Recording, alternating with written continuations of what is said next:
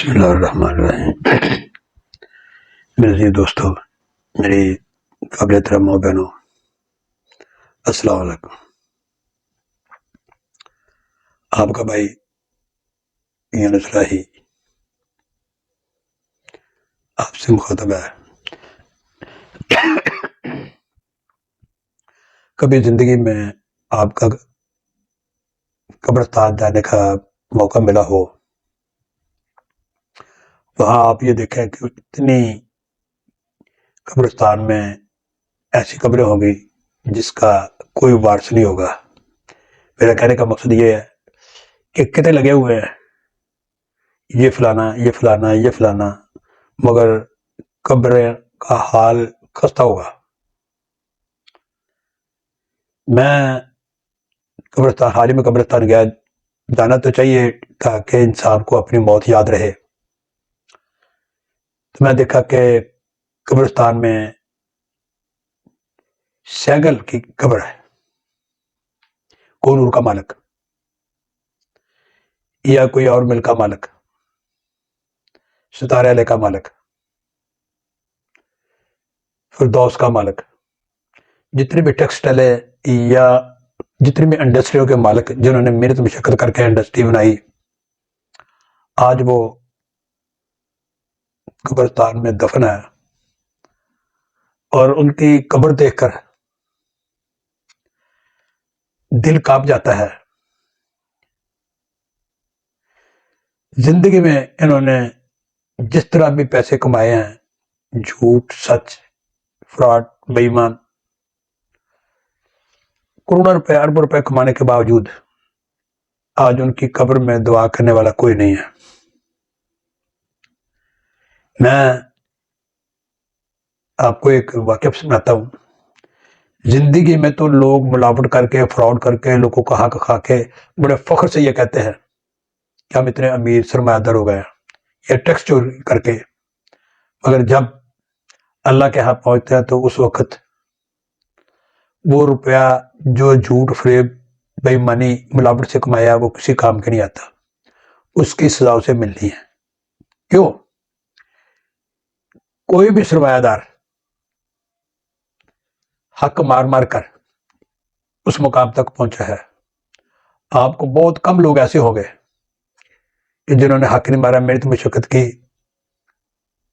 تو اسی مقام پر آج بھی دور وقت کی روٹیاں کمانا ان کے لیے بہت بڑی غنیمت مشکل ہے۔ میں آپ بات کہنا چاہتا تھا کہ حضرت عمر فاروق رضی اللہ عنہ رات کو، وقت کے حکمران تھے، رات کو وہ اپنی رعا کو دیکھنے کے لیے نکلتے کہ دنیا میں میری رعا کہیں تنگ تو نہیں۔ میں سنے ان کا فرمان ہے کہ اگر دریائے دجلہ کے کنارے کوئی کتا بھی بھوکا مرے گا تو اس کا بھی جواب عمر دے گا۔ یہ تو ان کی وقت کے حکمران کی بات تھی۔ میں عرض کر رہا تھا کہ جب وہ گلی میں جا رہے تھے تو ایک گھر سے آواز آئی کہ دودھ میں پانی ڈال دو۔ ماں کہہ رہی ہے اپنی بیٹی کو دودھ میں پانی ڈال دو، تو بیٹی پہلے سے جواب دیتی ہے، ماں حضرت عمر فاروق رضی اللہ عنہ کا فرمان ہے کہ بہت سختی کریں گے، بہت سزا دیں گے۔ تو ماں کہنے لگی، عمر ادھر کدھر سن رہا ہے، ادھر عمر کدھر ہے؟ اس نے کہا عمر نہیں سن رہا تو اوپر اللہ تو دیکھ رہا ہے۔ جو ملاوٹ کرنے والے ہیں میں ان سے یہ گزارش کرتا ہوں کہ آپ یہ واقعہ سنیں کہ عمر نہیں دیکھ رہا مگر اللہ تو دیکھ رہا ہے نا۔ انہوں نے حضرت عمر فاروق نے آگے بڑھ کر نا اس گھر کے نا جو باہر کا گیٹ تھا، دروازہ تھا، اس پر نشانی لگا دی کہ یہ بیٹی عمر سے نہیں اللہ سے ڈر رہی ہے۔ اللہ سے جو ڈرے گا نا وہی کامیاب ہوگا انسان۔ صبح انہوں نے پیغام بھیجا کہ اپنے بیٹے کی شادی کے لیے کہ میں یہ اس کو اپنی بیٹی بنانا چاہتا ہوں، اس لیے خوف خدا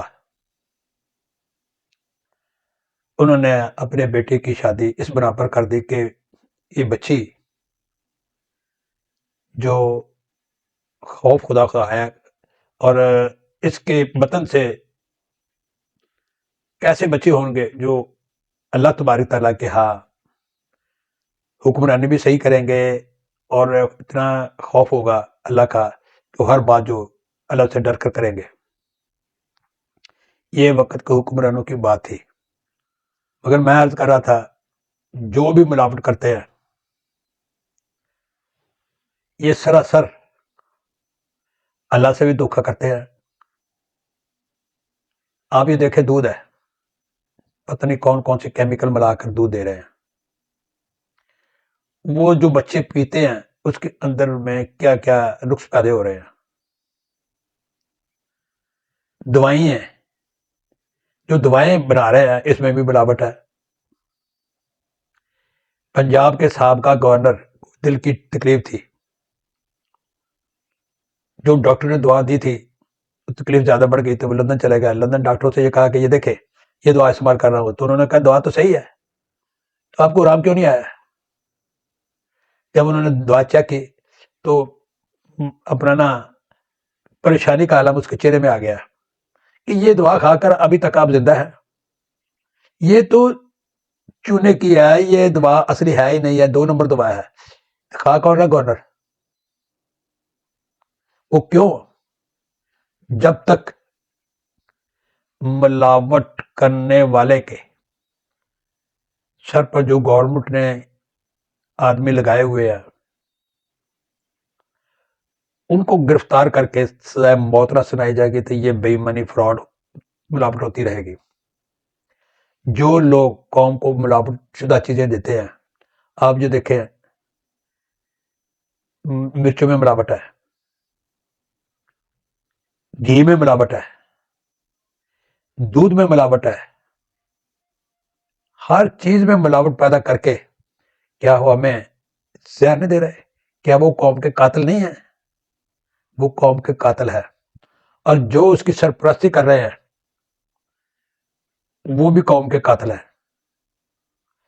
میں انتظامیہ سے یہ اپیل کروں گا، خدا را آپ جناب محسن نقوی صاحب وزیر اعلیٰ کی کل گفتگو سنی، اللہ تبارک تعالیٰ ان کو زندگی دے، اور انہوں نے جو بھی کر رہے ہیں اچھا ہے۔ میرے بھائیوں، ملاوٹ شدہ چیز جب تک چیک کرنے والوں کے جیب میں پیسے نہیں جاتے وہ ایسے فروخت ہوتا ہوگا۔ بجلی چوری کیوں ہو رہی ہے؟ جو واپٹا والے ہیں وہ خود بتاتے ہیں کہ ایسے طریقہ کرو۔ دودھ کیوں ملاوٹ آ رہا ہے؟ وہ خود بتاتے ہیں کہ ہمیں اتنے پیسے دو۔ بغیر ملاوٹ کے کوئی کام نہیں ہو رہا ادھر۔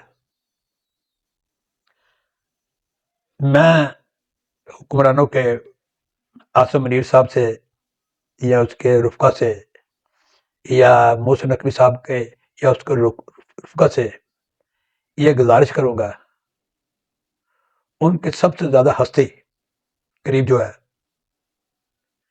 اللہ اور اللہ کے رسول کے بعد ان کے ماں باپ ہے۔ میں ان کو ان کا واسطہ دے کر یہ کہتا ہوں،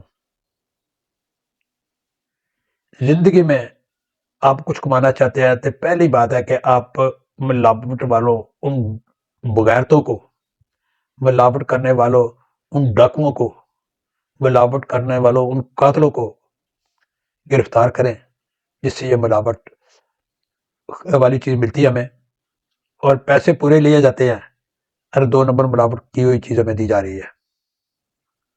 میرے بھائیوں، میری بہنوں، چند یہ گزارشات ہوتی ہے جو میں آپ کی خدمت میں پیش کرتا ہوں۔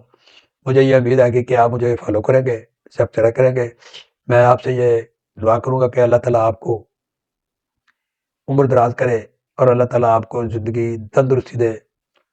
اگر آپ یہ دیکھیں اتنی ملاوٹ کرنے کے باوجود، میں پہلے قبرستان کا ذکر اس لیے کیا ہے کہ مقام کیا ہے انسان کا، کسی بھی آج تک کفن میں جیب نہیں بنائی کہ جس نے اتنے پیسے کمائے اس کی جیب میں ڈال دو اور قبر میں یہ دفن کر دو۔ شاید فرشتے کو بھی رشوت دینے کی کوشش کریں یہ لوگ۔ میں سب سے پہلے یہ کہوں گا کہ اگر اس کا ناسور ہے ملاوٹ کرنے والے، اس خطے کا جو ناسور ہے وہ ملاوٹ کرنے والے، اگر ملاوٹ کرنے والے کو آپ 5 یا 10 آدمیوں کو گرفتار کریں، سزا دیں، تو میں اللہ کی فضل و کرم سے یہ کہتا ہوں کہ یہ معاشرہ ٹھیک ہو جائے۔